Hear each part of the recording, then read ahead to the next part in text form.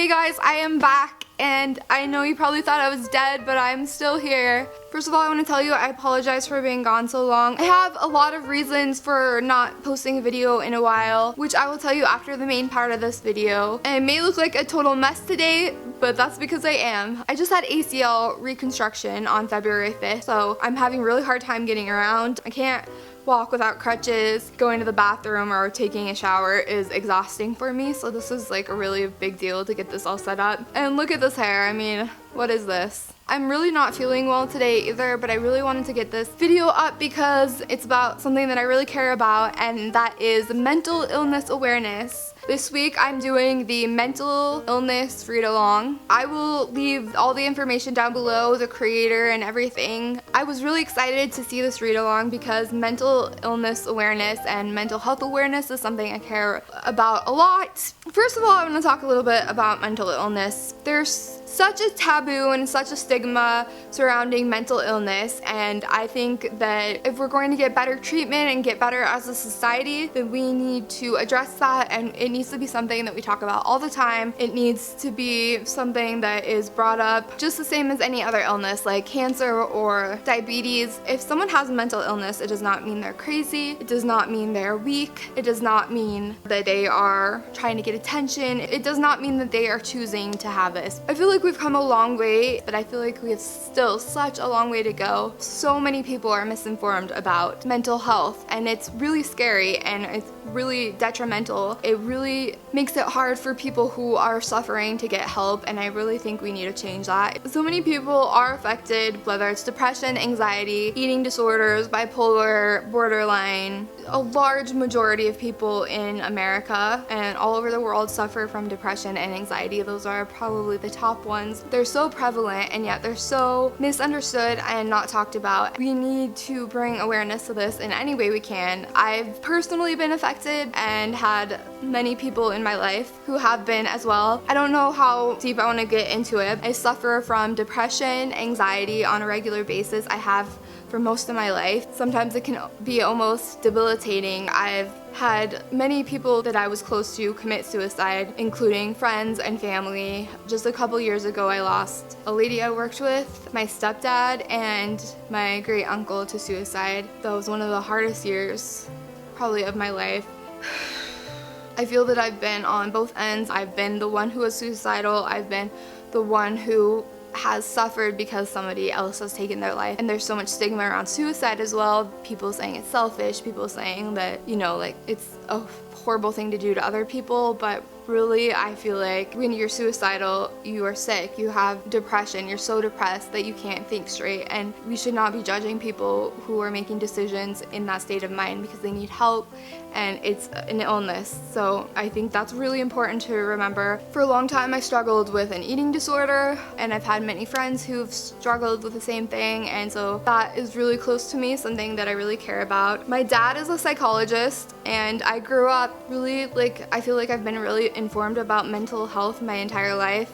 I studied psychology in college. I was always really interested in mental illnesses. I used to read all the time about novels and just true accounts of people who had mental illnesses. I really encourage all of you to go out and learn as much as you can about mental illness. If you don't suffer and you don't know what it's like to suffer, it's hard to understand what people are going through, and it's hard not to, I guess, make judgments against them. If you don't know, you really should try to inform yourself. And if you are suffering from some kind of mental illness, there are so many ways you can get help. The main reason we need to get rid of the taboo of mental illness and not talking about it and just that stigma related to it, it's because so many people don't get the help they need because they're either afraid of what people will think of them, afraid that people will judge them, won't believe them. You shouldn't have to be afraid. If you need help, you should be able to ask for it, and it's really scary. And a lot of people think if they admit to having some kind of mental illness that makes them weak, but it's really not true. If you ask for help when you need it, I think that's one of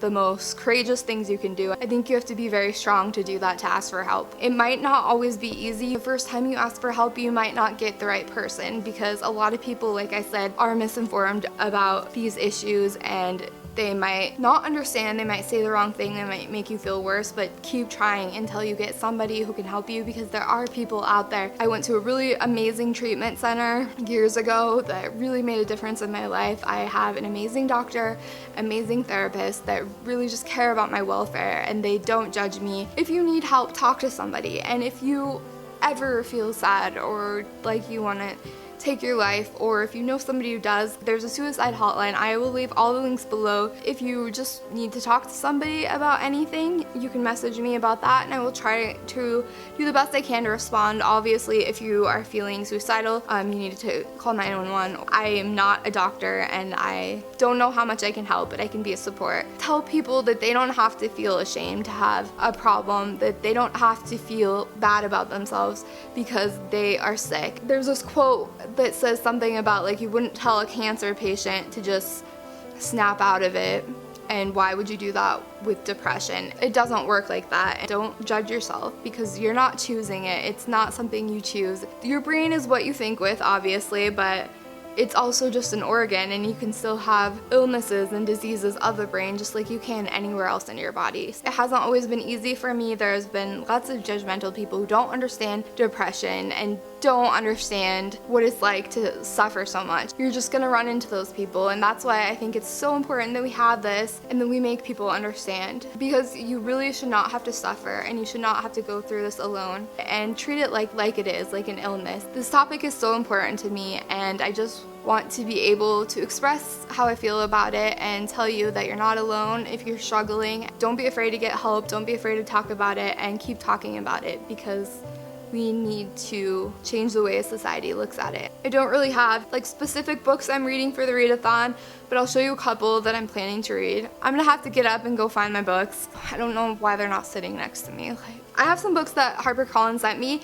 Actually, a lot of them are kind of have mental illness themes to them. A lot of them seem kind of depressing, but I'm excited to read all of them. I actually just read this one, I think like last week, and this one's Kiss of Broken Glass by Madeline Kuderick, and this is kind of like set up as a poetry type.